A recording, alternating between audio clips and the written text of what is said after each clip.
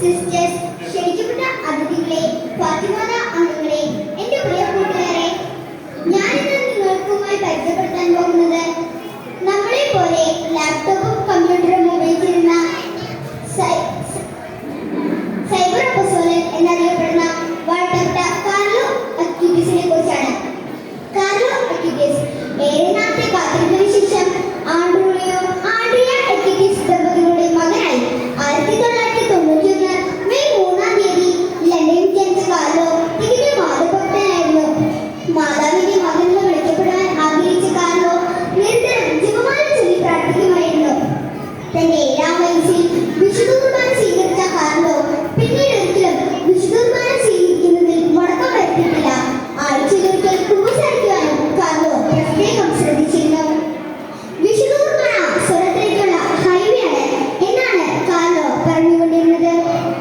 തന്റെ ജീവിതത്തിൽ അനേകം വിശുദ്ധരെ കാർലോയ്ക്ക് മാതൃകയാക്കാൻ കഴിഞ്ഞു. അതിൽ മുഖ്യധാരയിൽ നിന്നത് അസീസിയിലെ വിശുദ്ധ ഫ്രാൻസിസ് അസീസിയാണ്. യാത്രകൾ ഏറെ ഇഷ്ടമുള്ള കാർലോയ്ക്ക് അസീസി സന്ദർശിക്കാനാണ് കൂടുതൽ ഇഷ്ടം. അങ്ങനെയിരിക്കെ കാർലോ ക്യാൻസർ ബാധിതനായി. തന്റെ വേദനകളും സങ്കടങ്ങളും തിരുസഭയ്ക്ക് വേണ്ടി കാർലോ സഹിച്ചു.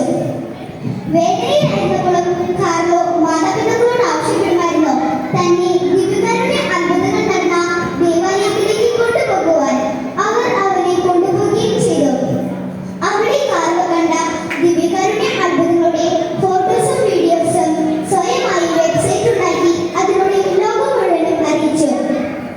അതിനുശേഷം 2006 ഒക്ടോബർ 12-ാം തീയതി കാർലോ